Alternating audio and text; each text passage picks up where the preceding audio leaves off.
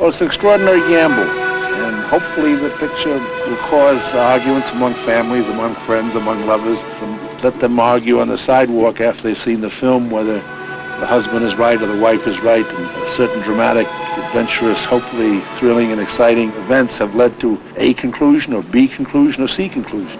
Director Robert Aldrich is talking about his new film, Twilight's Last Gleaming. My job really is to translate the written word, but told in terms of adventure and excitement and suspense, not in terms of any preachment, but in terms of human reactions to crisis situations. Bob Aldrich is an innovative filmmaker, a master of action, tension, suspense. In cinematic technique, he treads where many other filmmakers have fallen.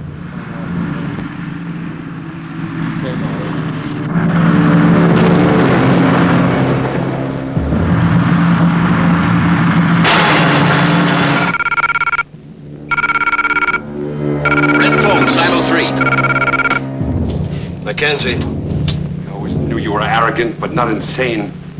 I don't know what you're talking about. I'm talking about 10 APCs in a TV tank rolling across that front yard. Those men aren't out in 10 seconds, I launch. 1. General, solid gold chamber is in place. We're attempting a new visual impact.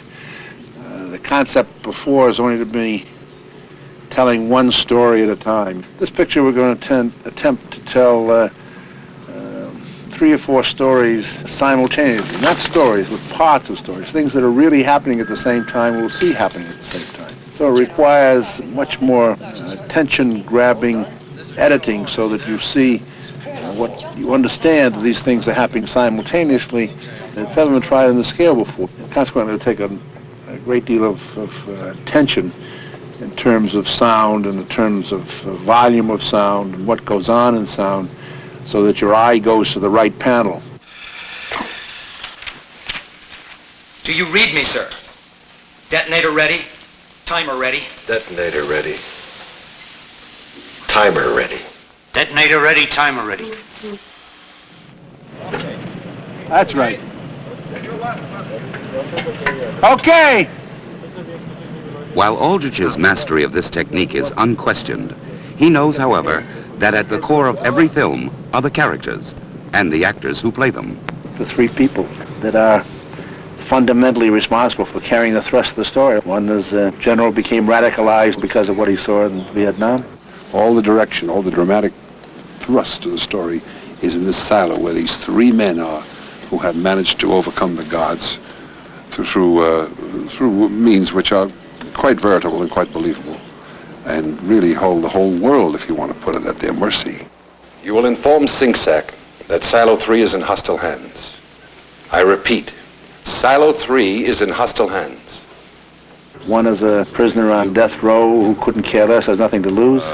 I think the major stress in terms of my character's function in the script is really sort of an antagonist for Burt Lancaster, who is an idealist. I mean, he doesn't, from my point of view, live in the real world at all. So I'm always pricking that balloon. Well, good luck to you, Charlie. What do you mean, me? You told me you knew about demolition. You told me in the can you know everything about explosives. Yeah. Well, I would have told you I was George Wallace with a tan to get out of that hole. Oh, Willie boy, you're beautiful. So what are you going to do? Well, Willie, you may wish you're back in that hole. And the other is a president who was a compromised candidate out of a locked delegation. His name is David Stevens, President of the United States in 1981. He charmed his way into the office. He got in by a stroke of luck. They were deadlocked, and they went with the easiest guy that they thought was the easiest guy. And he was, until this confrontation here. There are several demands. You have my attention, General.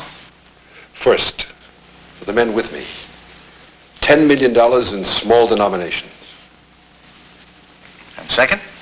Transportation to a country of our choice. How? Air Force One. And to make certain we arrive safely, a hostage. Who do you have in mind? You, Mr. President. But he's just an average guy who got thrown into something over his head. Never realized how much of a swim it was. He was out there treading water, and all of a sudden a wave came in. Mr. President?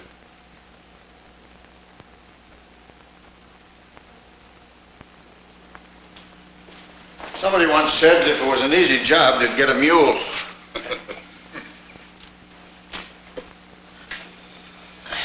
I hope that each of you will express yourself freely. Nothing said by anybody will ever get outside this room. I really mean that.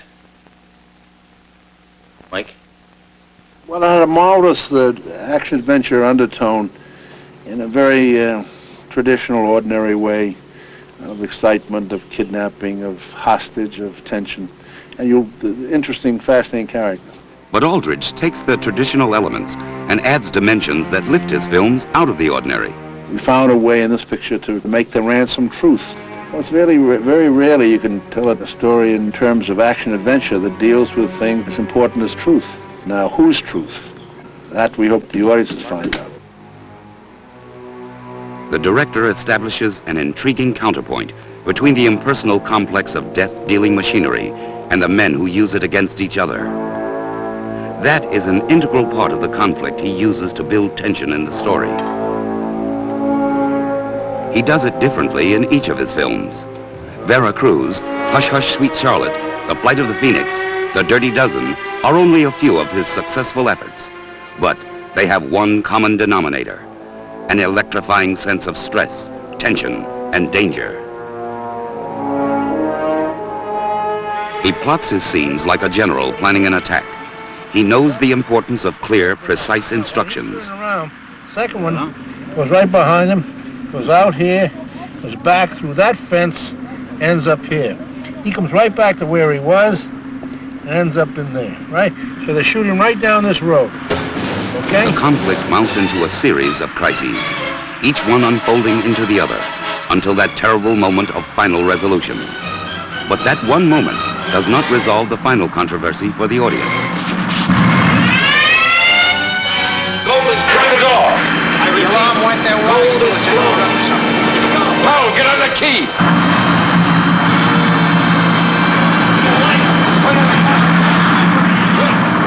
Two, three.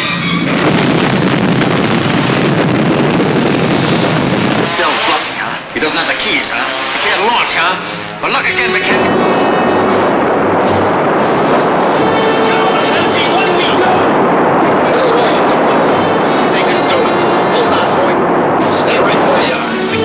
Permission to fire, Mr. President.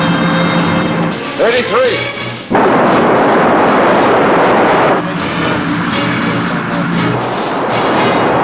One, 30, 29, 28, 27, 26, permission to fire. 25, 24, 23, 22, 21, David. 20, 19, before it's too late. 17, 16, please. Making a big action-adventure picture requires a certain deficiency of character, in that you must revel in authority and in command and the presumption of being right more than you're wrong, and then the assumption that you know what you're doing, none of which are necessarily true. Robert Aldrich is a film director. He expresses a healthy irreverence about himself, but he does take his work very seriously. His past films speak for him. So will Twilight's last Gleaming.